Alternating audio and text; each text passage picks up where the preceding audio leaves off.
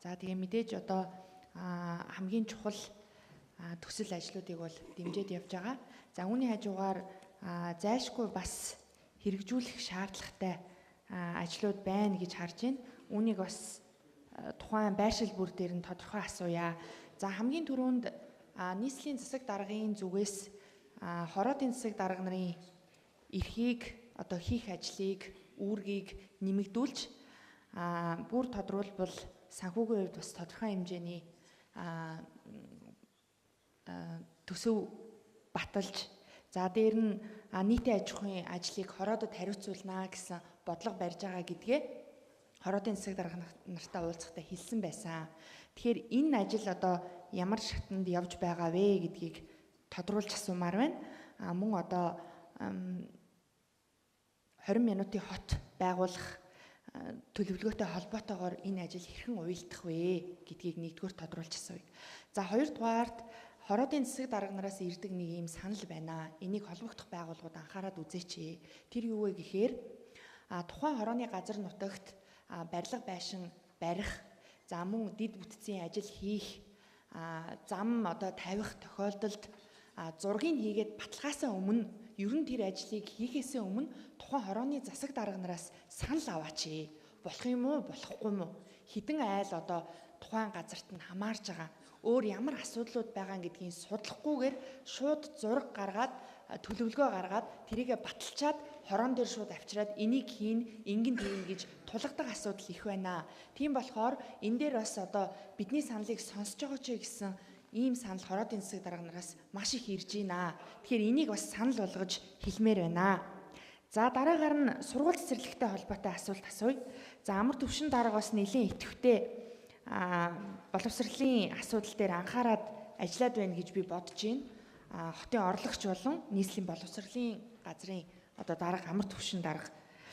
За тэгэхээр манай Баянзүрх дүүргийн хэд хэдэн хороо огт сургууль цэцэрлэггүй байна. За тэрэн дотор 30, 31, 24 дугаар хороо. За энэ сургууль цэцэрлэггүй хороодын асуудлыг хизээ шийдэх вэ? Хүүхдүүд 2-3 км явж сургууль цэцэрлэгтээ явж байна. Энэ байдал олон жил үргэлжилж байна. Энэ дээр ер нь ямар төлөвлөгөө байгаа вэ? Засгийн газрын зүгээс улсын төсөвт тавьсан зүйл юу байгаа вэ? За дээр нь нийслэлийн бодлого ямар байгаа вэ гэдгийг бүр ингэж тодруулж асуумаар байгаа. За дээр нь Баянзүрх дүүргийн 20 дугаар хорооны 85 дугаар сургууль 65 жилийн түүхтэй. За өргөтгөлийн асуудал нь яригдж байгаа. Гэхдээ энэ нь одоо шинээр барих шаардлагатай ашиглалтын хугацаа дууссан өргөтгөл хийх одоо болох хэсэг нь тодорхойгүй ингээ байгаа. За энэ мэтчлэн ашиглалтын хугацаанд дуусчихсан сургууль цэцэрлэгийн барилгууд. За дээр нь огт ийм сургууль цэцэрлэггүй хороодын асуудлыг яаж шийдэх вэ? Энэ дээр одоо хөгжлийн төлөвлөгөөтэй уялдуулаад ямар бодлого баримталж байгаа вэ гэдгийг тодруулж асуумаар байна. Тэгээ ер нь ингээд ажиглагад нийслэлийн ерөнхий боловсролын сургууль цэцэрлэгийн ихэнх нь дандаа одоо авах ёстой нормосоо давуулсан ийм хүүхд хамруулсан байдалтай байна. Зүгээр түрүүн миний хэлсэн 85 дугаар сургууль гэхэд 460 хүүхдийн багтаамжтай. Тэгээ барилга нь одоо шаардлага хангахгүй гэдэг. Гэтэл өнөөдөр 1300 хүүхэд одоо гачуур тосхны хүүхдүүд тэнд суралцж штэ. Тэгэхээр энэ дээр ямар одоо боловсролын цэцэрлэг сургууль барьж байгуулах ийм бодлого байгаа вэ гэдгийг бүр тодорхой одоо сонсомоор байна. За дээр нь би нэмэлт 1 минут авна шүү. Нийтийн тээвэртэй холбоотой асуулт санал байна. Энэ юу вэ гэхээр түрүү миний хэлсэн сургууль цэцэрлэггүй Баянзүрх дүүргийн 30, 31, 24 дугаар хорооны хүүхдүүд 2-3 км алхаж өксөж уруутахаас гадна сургууль руугаа явахдаа 1000 унаа гэдэг зүйлд суудаг юм байна. Тэр 1000 унаа нь өөрөө одоо хувь хүн одоо такси байдлаар явдаг. За ямар ч зөвшөөрөл байхгүй, ямар ч зохион байгуулалт байхгүй, заримдаа явна явахгүй. За тэгээд орой үдэш бол эн чинь өөрөө эрсдэлтэй шүү дээ. Тэгэхээр энэ хүүхдүүдийн энэ орчинд энэ сургуулийн автобус гэдэг зүйлийг явуулах боломж хэр байна вэ? Хэрвээ боломжгүй бол энэ 1000 унаа гэдэг зүйл дээр нь зохион байгуулалт зохицуул тэгээд энийг нь одоо албажуулж болохгүй юу? Энэ ингээд явж л байггүй. Энэ хүүхдүүд ингээд зүгээр явж л байггүй энэ 1000 унаагаар. Энэ заримдаа явна явахгүй айгүй их хэл амтаа асуудалтай юм билээ. Эцэг эхчүүд бол энэ дээр айгүй их гомдол гаргаж байна. За дээр нь Баянзүрх дүүргийн 24-р хороо Алтан үлгийгээс даа өрөө хүртэл шин чиглэл одоо гаргах шаардлага байна гэсэн иргэдийн олон санал байна. Засмал замтай байлээ шүү дээ. Энэ дээр одоо ямар шийдэл байгаа вэ?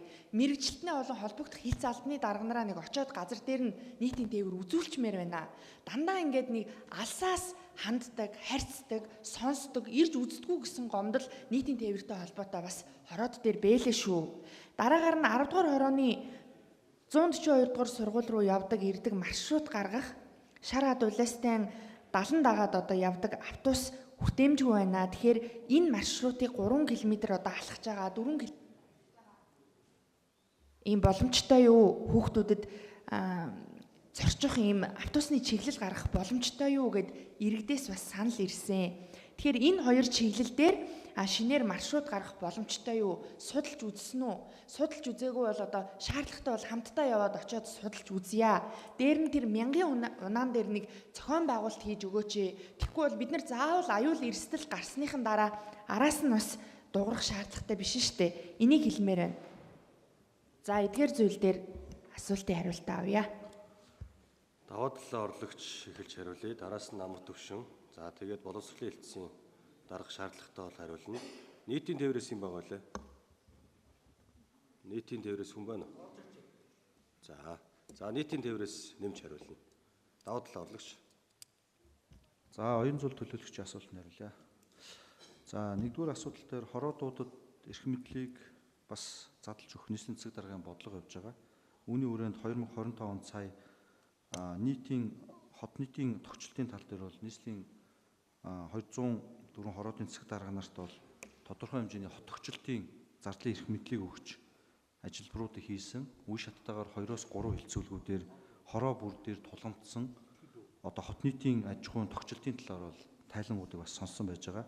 Тэгээ нийслэлийн засаг даргын хамгийн газрын зүгээс зүгээр 2026 онд барьж байгаа бодлогын хүрээнд болохоор аль болохоор нийслэлийн хэрэгжүүлдэг одоо арга хэмжээ хот нийтийн аж ахуйн хэмжээнүүдийг дүүргүүдэд өгөө. Дүүргүүдээс цаашаа хороодод өгөө. Яг гэвэл манай хорооны засаг дарга нар маань хороодууд хамгийн сайн мэдж байгаа. Ийм учраас хороодуудад эрх мэдлийг шилжүүлэх гэдэг дээр бол төлөвлөгөө судалгаа хийгээд ажиллаж байгаа. За харамсалтай нь бас яг төсвийг захиран зарцуулах ихээр төсвийг ерхийлэн захирагч гэдэг одоо англид орж хороодууд дээр орон тоо нэмэгдэх дээрэс нь одоо төсвийн тухай хуулиараа энэ одоо төсвийн ерхийлэн захирагчийн тоо нэмэгдэхээр болчоод ийм хуулийн зөрчил болон бусад одоо орон тоо нэмэгдэх ийм төрийн захиргааны үр ашиггүй байдал нэмэгдэх гээд байгаа. Гэхдээ бид нар хороодын засаг дарга нар бол дүүргийн засаг даргатай ярьж байгаа тухайн хорооддоо хот нийтийн аж ахуйн талаар бол тодорхой хэмжээний ажлыг санаачлаад өөрснөө хянаад явах эрх мэдэлтэй байхаар бол ийм судалгаа тооцоо хийж байгаа. Ялангуяа бол энэ зам засвар, нийтийн эдэлбэр газрыг янзлах, засах, явган зам, хүүхдийн тоглоомын талбай, парк зэргийг бол засвар ачааллаа үйлчлэгийг бол хороодын засаг дарга нар өөрснөө санаачлан төлөвлөгөө гаргаж дүүргийн засаг даргатай ярьж байгаад хэрэгжүүлдэг, дээрээс нь хяналт тавьдаг энэ механизм бол нийслэлийн засаг даргын таамаг газарт бол судалгаа бол хийгдэж байгаа. Тэгээд тус юун дээр үндэслэн 2026 оны төсөв хэлцэх үе дээр бол ярилцаад шийдвэрлэнэ гэж бодож байгаа. За хоёрдугаар асуудал дээр 20 минутын хотын асуудлыг асууж байгаа шүү байна. За 20 минутын хот болж Улаанбаатар хотын төвийн дүүргийн 14 хот болж салах төлөвлөгөөтэй. Гэвч улсын хурал дээр нийслэл Улаанбаатар хотын 2040 он хүртэл ерхий төлөвлөгөө батлагдах ажил хүлээгдэж байгаа. Ерхий төлөвлөгөө батлагдсны араас бид нар хэсэгдсэн ерхий төлөвлөгөө хийж 14 хотынхоо хил заагийг тогтоон захиргаа эрх зүй талаас бол хэрхэн хуваагдаж 14 одоо 20 минутын хот болох вэ гэдэг ажил бол Монгол Улсын шадар сайд ахлаад бас явж байгаа. Энэ талаар бол танилцуулгууд ажлын хэсгийн хилцүүлгүүд бол үргэлжлээд явж байгаа. Нэг жилээр бол хойшлогдсон шийдвэр бол гарсан. За 3 дугаар асуулт зураг төсөлгүй ажлуудыг шууд тулгаад хороодын засаг дарганд тулгаад хороодуудад ажил хийгдэд байлна гэдэг асуудал яригдлаа. За ер нь бол ирэх жилийн 2026 оны дүүргүүдэд хийгдэх хороодуудад хийгдэх ажлыг бол дүүргийн засаг дарга нар хороодын засаг дарга нартай ярилцаж төлөвлөөд за хөгжлийн төлөвлөгөөнд тусагдсан мөн засгийн газрын одоо 5 жилийн мөрийн хөтөлбөрт тусагдсан арга хэмжээнүүдийг төсвийн тухай хууль нийцүүлэн зураг төсөлтөд тодорхой одоо зураг төсөлтөд батлагдсан гэдэг эрэмт дараагаар бол дүүргийн засаг дарга нараас албан байдлаар бол санал авч байгаа. Ийм учраас бол дүүргийн засаг дарга нар бол тухай бүрдээ хороодын засаг даргатайгаа ажлын ач холбогдол, ирэмб, мөн дээрээс нь зураг төсөл одоо эрх бүхий байгууллагаар батлагдсан байдлыг бол ирэмбэлж байгаа учраас энийг манай дүүргийн засаг дарга нар бол хариуцаад явж байгаа. Хороодын засаг дарга нар маань ер нь бол дүүргийн засаг даргатай эдгээр асуудалгаа ярилцаад дүүргээс бол нийслэл санал аваад явж байгаа гэж хэлмээр байна. За юуны боловсролын асуудал бол нийтийн тээврийн асуудал дээр манай амар түвшин орлогч нийтийн тээврийн бодлогын дарга утган жаргал дарга нар хариулт өгч.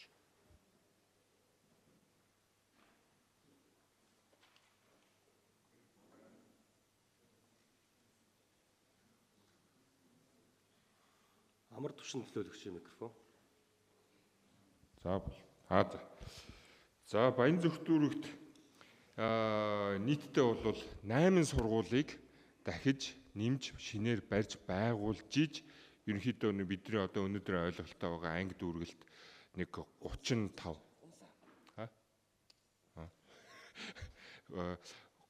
анги дүүргэлт нэг 35 ойролцоо бол болно. За энийг бид нар энэ нөгөө судалгаагаас гарснаар бол яг одоо Баян Зөвхөн дүүрэгт бол яаралтай 8 сургуулийг бол барих шаардлагатай. За үүнээс нь бол 4 сургуулийг бол энэ жилийн нийслэлийн төсвөөр орж ирж бариулахаар бол төлөвлөд байгаа. За нийтдээ бол Улаанбаатар хотын хэмжээнд төсвүүдээр бол 11 сургуулийг бол барьж байгуулахаар бол оруулж ирж байгаа. За үүнийх нь 4 нь бол Баян Зөвхөн дүүрэг дээр байгаа.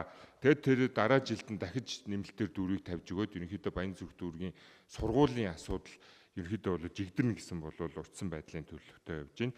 За юуны улсад бол 22 сургуулийн барилга байгууламжийг бол барихаар саналыг хүргүүлсэн байгаа. За эдгээр улсын өгсөн 22 сургуульд батлагдаад явах юм бол нийтдээ Улаанбаатар хотын хэмжээнд бол ингээд 33 сургууль бол баригдахаар бол ингээд төлөвлөгдөж байна.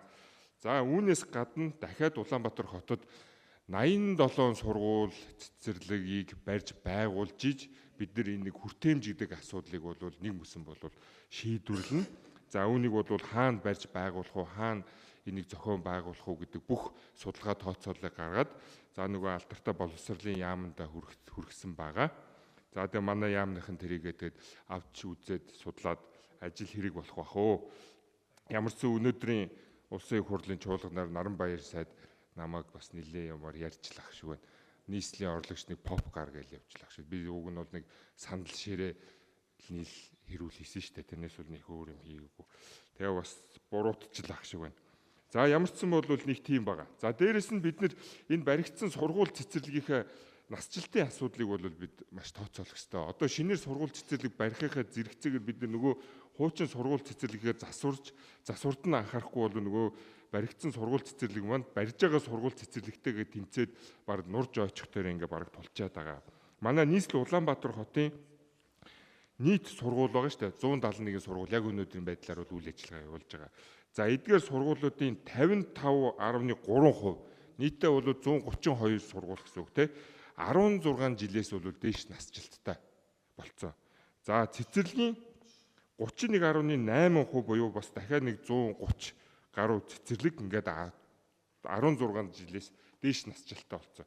За эдгээр 130 сургуулийг бид нэр засна гэх юм бол 289 бараг 290 тэрбум төгрөг хэрэгтэй байна.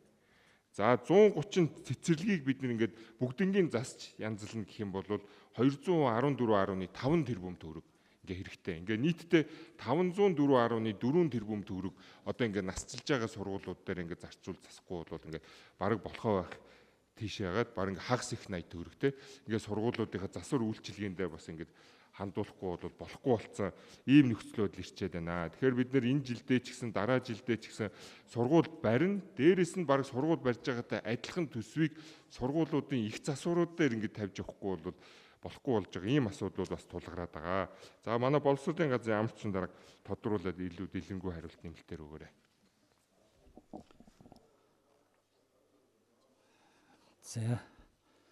За нэмээд тайлбарлая. За боловсролын асуудлыг боловсролын хүртээмж, боловсролын чанар гэсэн хоёр шалгуур үзүүлэлтээр хэмжиж, ярьж, зорж ажиллана. 20-24 онд 114 цэцэрлэг 45 сургуулийн барилгыг барьж ашиглалтанд өгсөн. Цэцэрлэг дээр төлхөө анхаарал тавьсан. За одоогоор нийслэл дээр 139 барилга баригдаж байна. Үүнээс 43 сургуулийн барилга, 67 цэцэрлэгийн барилга, 22 зохицолбор бага сургууль цэцэрлэгийн 7 спорт заалны барилга баригдаж байгаа. За үүнээс Баян Зүрх дүүрэгт 11 сургууль цэцэрлэгийн барилга баригдаж байна. За энэ хавар нийслэлийн бодлогын судалгааны хүрээлэн архитектор төлөвлөлтийн газар, боловсролын газар, тэгээ газрын алба хамтраад нийслэлийн хүн амын өсөн нэмэгдэх хэрэгцээг 2028 он хүртэлхээр тооцож үзээд сургууль соёлын хэрэгцээтэй нь уялдуулсан юм томоохон судалгааны ажлыг хийсэн. За энэ судалгааны ажил дээр тулгуурлаад нийслэлд цаашдаа 84 сургуулийг шинээр барьж иж хэвийн ээлжин коэффициент руу орно гэсэн тооцоо хийсэн.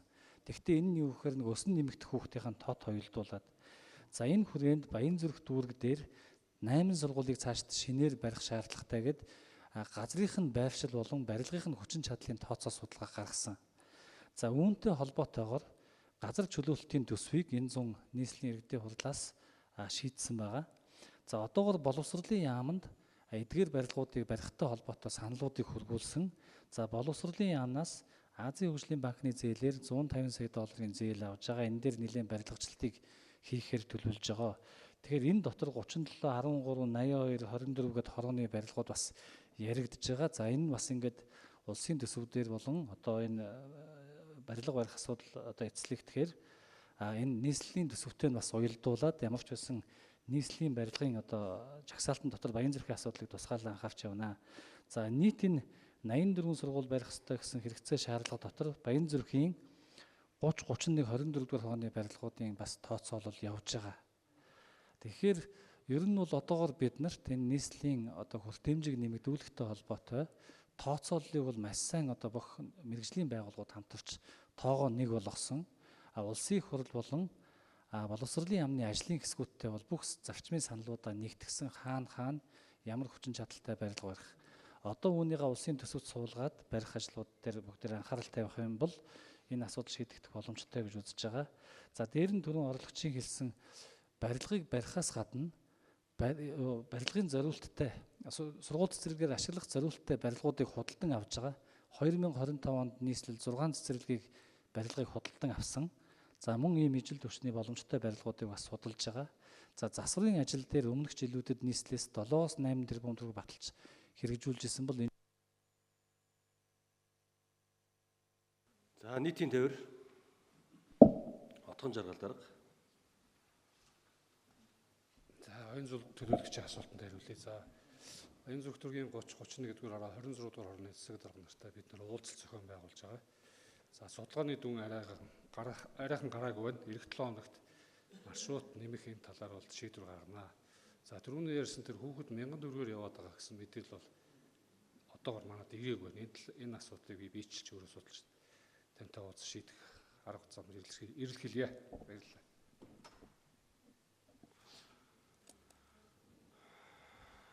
Инх жаргалын төлөөлөгч асуулт асууя. Тодруулга явуулсан шүү дээ.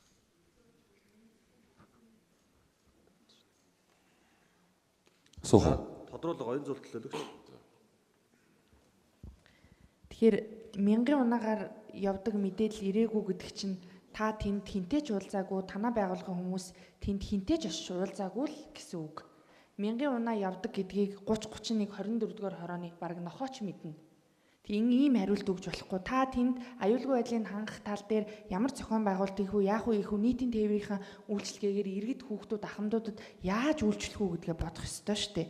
Тэгэхээр би 30, 31 24 дугаар хорооны би яг танаа холбоотой 24 дугаар хорооны алтан үлгийгээс дааруу хүртэлх шин замын чиглэлд маршрут гаргаж болох уу? Нэгдүгээрт, хоёрдугаарт 10 дугаар хорооны нутагт 142 дугаар сургууль руу явдаг шараад улаастай 70 дагаж хүүхдүүд 3 км яваад байна.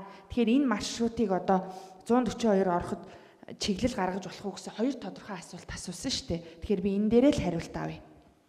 Нийтийн тээвэр утган жаргал.